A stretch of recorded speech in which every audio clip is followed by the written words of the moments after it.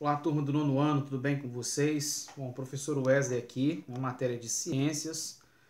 Bom, pessoal, é ruim, né, esse momento que nós estamos vivendo, situação difícil, mas, né, temos aí uma alternativa para a gente tentar continuar aí os nossos estudos e poder aprender um pouco mais, né, da matéria de ciências. Espero que esteja tudo bem com vocês, com a família de vocês, né? Que Deus possa continuar abençoando aí a cada um de nós, para que possamos vencer, né, esse momento tão difícil aí que nós estamos passando. Bom, eu estou aqui com o objetivo de ajudar vocês na interpretação das atividades que foi criada, né? Você pode ver aí na tela, está projetado aí o plano de ensino tutorado que foi criado pelo governo de Minas Gerais para ajudar vocês aí nos estudos em casa. E eu vou ajudar na interpretação e na resolução das atividades, ok? Bom, o tema da nossa aula de ciências na primeira semana vamos pegar aqui, ó, matéria e energia. O objetivo principal é conhecer a estrutura da matéria, né, a parte de química aí do nono ano. Nós temos aí como assunto principal no início, né, o estudo da composição básica química da matéria, que é o estudo do átomo, a estrutura atômica, que é um dos principais componentes de toda a matéria existente no planeta. E também os vários estados físicos da matéria. Então, nós temos aqui os 3 estados físicos principais da matéria. Deixa eu ampliar a imagem aqui, ó. Você pode observar aí na tela. Nós temos aí o estado sólido, né, representado aí pelo picolé, em roxo. Então, nós temos aqui, ó, estado sólido, o estado líquido e o estado gasoso. Então, existem substâncias que passam por esses 3 estados aí, ocorrendo as modificações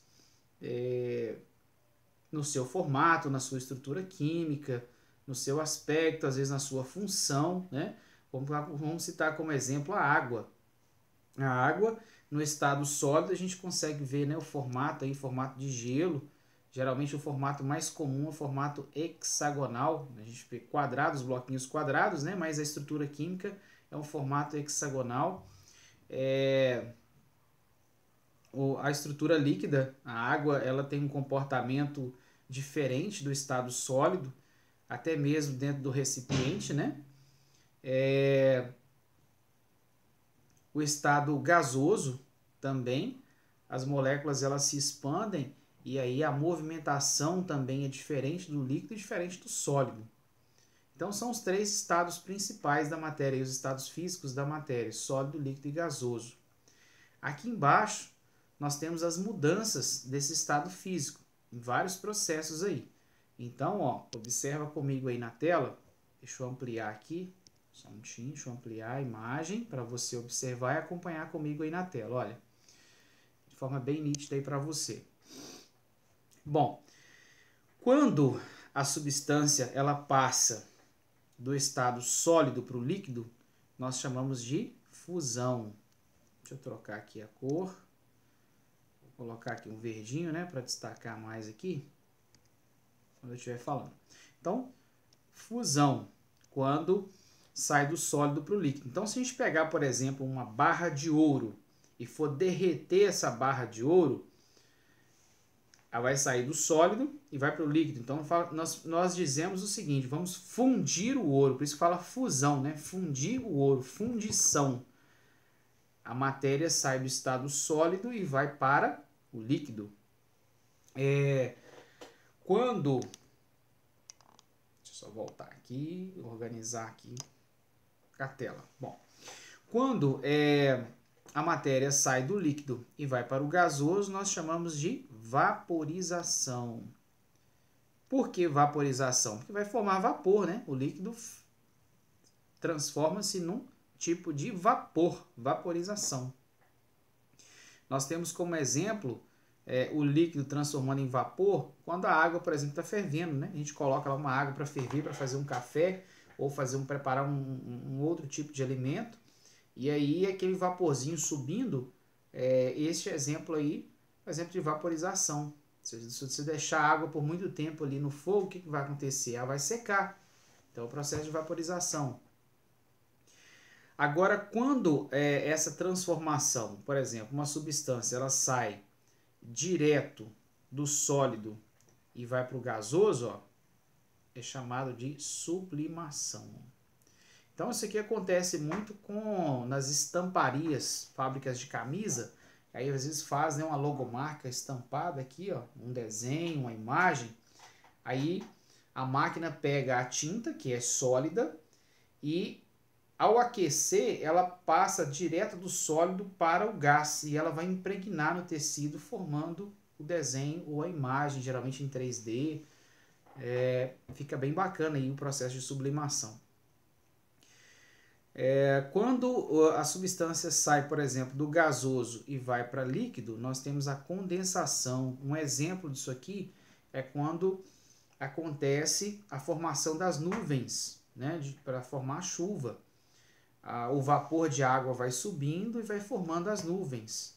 Esse processo, né, o vapor, quando ele se junta e forma as nuvens, nós chamamos de condensação. Quando o líquido sai e vai direto para o sólido, nós temos a solidificação. Um exemplo é o congelamento da água, né? Você coloca a água lá dentro do congelador, nas forminhas lá para fabricar o gelo. Então, esse processo aí é a solidificação. Beleza, pessoal? Então, só mesmo aí uma introdução e um comentário sobre a matéria. Vamos lá, então, para a nossa atividade, que é o objetivo desse vídeo principal, né? Atividade 1. Ao colocar uma roupa para secar, um aluno, lembrando da aula de ciências, concluiu que a roupa secaria porque a água passaria por um processo de sublimação. Então, vamos analisar essa figura aqui. A água líquida, correto? Aqui, ó, a água está no estado líquido, beleza? Então, a água, ela seca, então ela vai sair do líquido e vai para o gasoso, porque ela vai evaporar da roupa, beleza? Então, o que está acontecendo? Quando a água sai do líquido e vai para o gasoso, o que está acontecendo aqui? Ó? Vaporização, ó, e não sublimação. Então, o comentário dele aqui está errado. Então, você vai explicar aqui, ó, que, ó, você concorda com o aluno? Não, né? Por quê? Porque o que está acontecendo ali é vaporização, ó, e não é sublimação. Sublimação sai direto do sólido para o gasoso. A água está na roupa, ela está líquida, ela não está sólida, ok? Atividade letra A, né? Letra B do número 1. Esquematize um modelo que represente o estado físico da água na roupa molhada. Então, nós vamos colocar aqui o distanciamento das moléculas. Por exemplo, olha, a água quando está no estado sólido, como que ela está? As moléculas geralmente... estado sólido não, né, pessoal? Está errado aqui. Estado líquido. Quando a água ela está no estado líquido, ela vai estar um pouquinho afastada. As moléculas da água elas estão um pouquinho mais afastadas. Ok? As moléculas estão unidas, porém um pouco mais afastadas. Então, neste caso aqui, ó, estado líquido. Beleza? Então, esse é o modelo aí para representar na questão. Atividade 3. Substâncias no estado sólido apresentam menor distância entre seus agregados. Isso justifica o fato de, no estado sólido, um composto ser mais denso do que no estado líquido.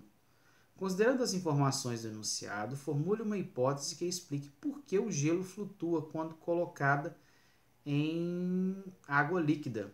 Bom, vamos entender o seguinte, pessoal. Toda substância, ou a maior parte das substâncias sólidas, geralmente, elas são mais densas.